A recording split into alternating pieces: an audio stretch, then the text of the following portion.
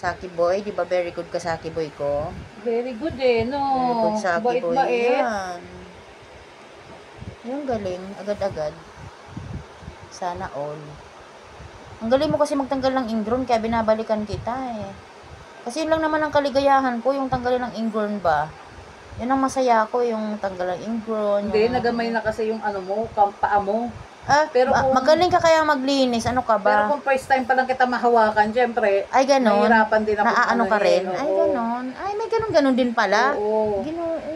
Palagi na kitang nahahawakan. Kaya ano, sa parang simple na lang sa'yo. Ay, gamay-gamayan kita. lang din pala. Akala ko naman eh, basta, nagugustuhan din kita kasi nga. But I don't know why.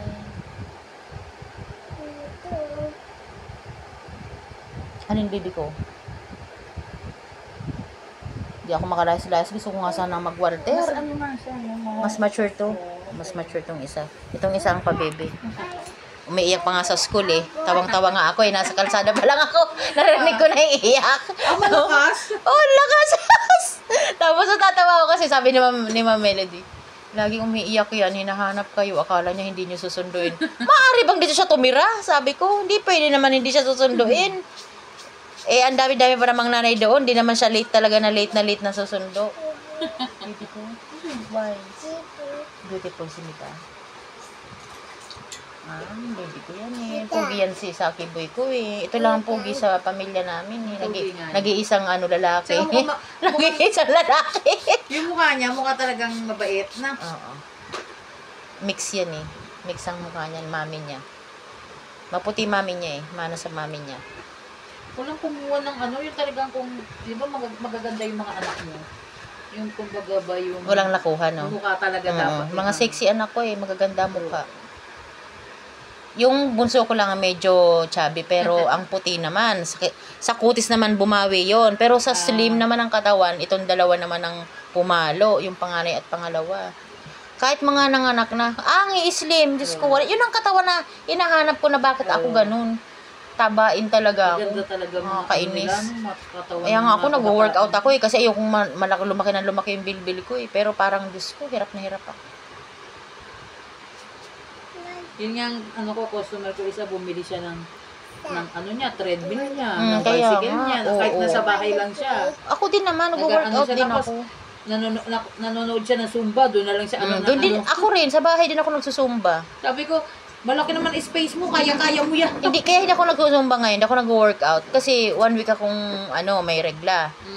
Pagka ako may regla, asahan mo ng sobrang sama ng pakiramdam ko. Alam mo, hanggang ngayon, di pa ako makarecover kasi laging masakit pa rin ang ulo ko. Sabi ko, hala, tumuloy-tuloy ang sama ng pakiramdam ko. Buti nga, wala na akong sipon eh. Nung nakakaraan, sinisipon ako, tapos masakit ang ulo ko, katawan. Buti pa yung ibang nireregla, no? Parang walang pakiramdaman. Ako ang sama-sama ng ko pag nireregla ko, hinang-hina ako. Nakahiga lang ako talaga sa para akong may sakit. Parang natural sa babae yung magregla, pero pa sa akin, para akong may sakit, para akong hinang-hina ako, hindi ako makababa-baba. Bibi ha, sit down lang ha, kasi yung aso ni tita, madali kayo ha. Kakapaturok nyo lang. Po. Bakit nagpaturok? Sa pusa naman. Natapakan nila kung nakagat talaga. Nakalmot. Po. Saan? Dito ito Ito It's okay. Kasi bibili na lang kita ng toy, ha? Pag lumabas tayo, bibili kita ng toy. Okay? Behave lang dyan, ha? Opo, pati si Saki boy. Katana, sit down lang at yung aso, may dog, di ba? Baka marinig ka ng dog. Yung nag-i-sleep yung dog, baka ma-disturbo mo.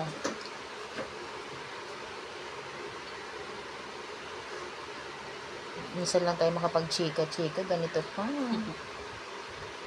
Buti na sa'yo na yung anak mo. Yung anak mo isa.